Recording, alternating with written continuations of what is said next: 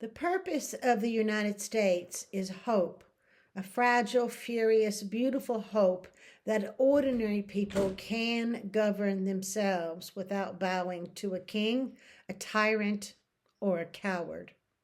But today, that hope is under assault, not by foreign armies, not by storms or famine, but by Americans who traded the creed of this nation for cruelty, delusion, and the worship of Donald J. Trump.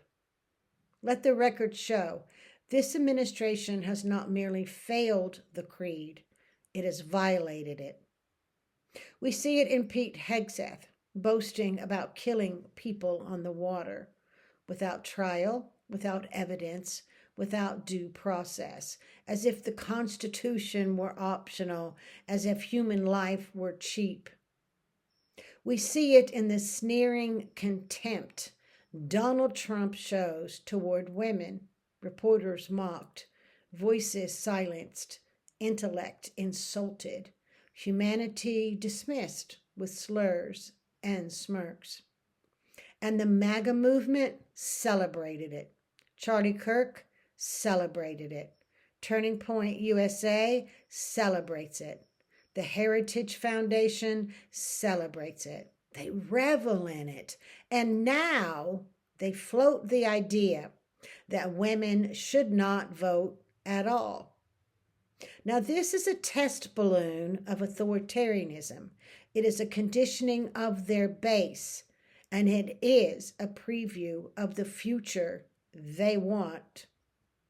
We see it in their definition of a real family, not American families, but a curated, sanitized, whitewashed images torn from a propaganda poster.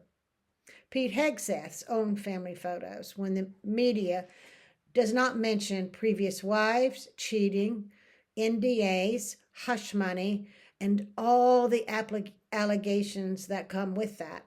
The hypocrisy here is polished until it gleams. We see it in the elevation of men who preach obedience and violence. Charlie Kirk, Jack Posobiec, Andrew Tate. These are men who dream of a country where women kneel, where dissenters are told to shut up, where young people are hardened into foot soldiers for a movement that fears knowledge and worships dominance. We see it in the appointment of unqualified loyalists to positions meant to protect the vulnerable. Robert F. Kennedy Jr., a man with no medical training and a history of spreading deadly medical misinformation, placed in charge of public health policy. So, research erased. Childhood cancer studies, they're out. Alzheimer's research shelved. CDC guidelines suppressed.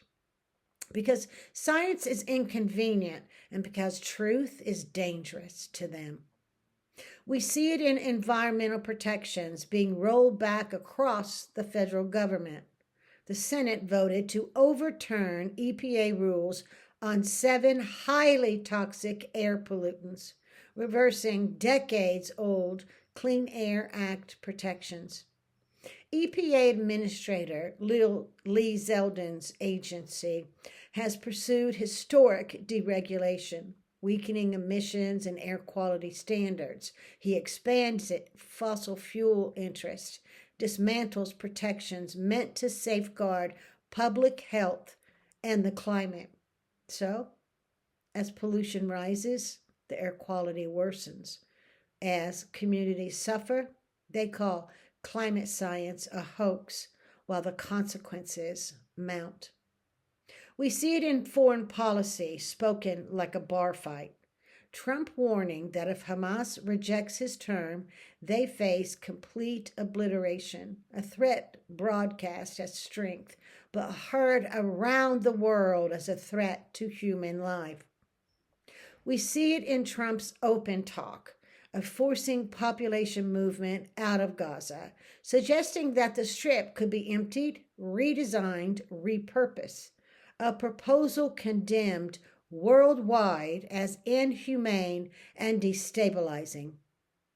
We see it in corruption. FBI Director Kash Patel flying himself and a girlfriend on a taxpayer-funded FBI jet.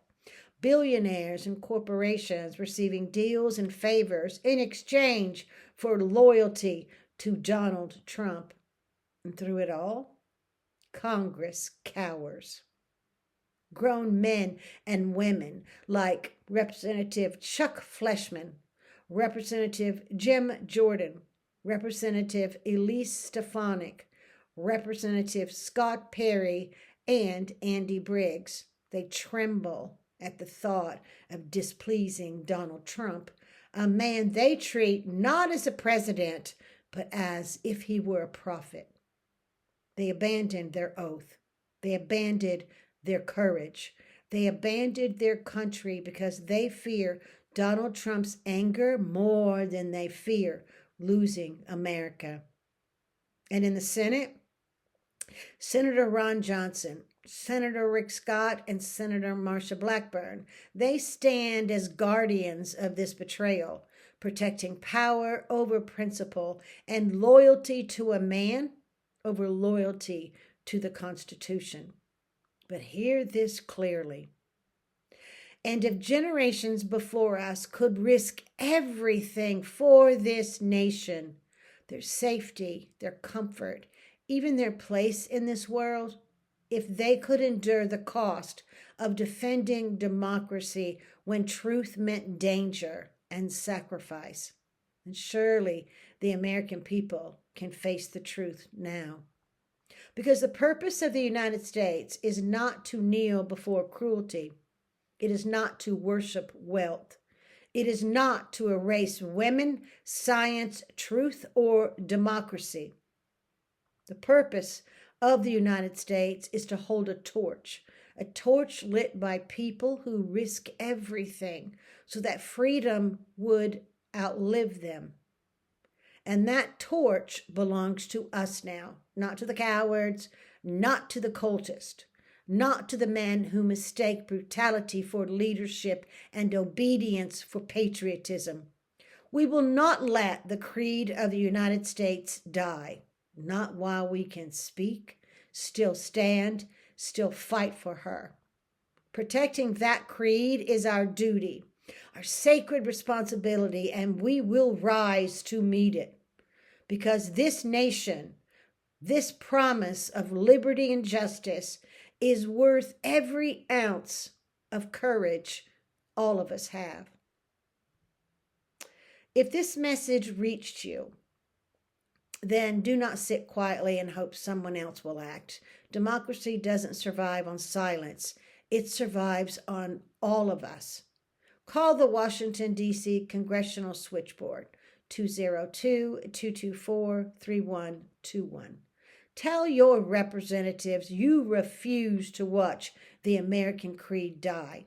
Tell them you expect courage, not excuses, integrity, not silence, leadership, not fear.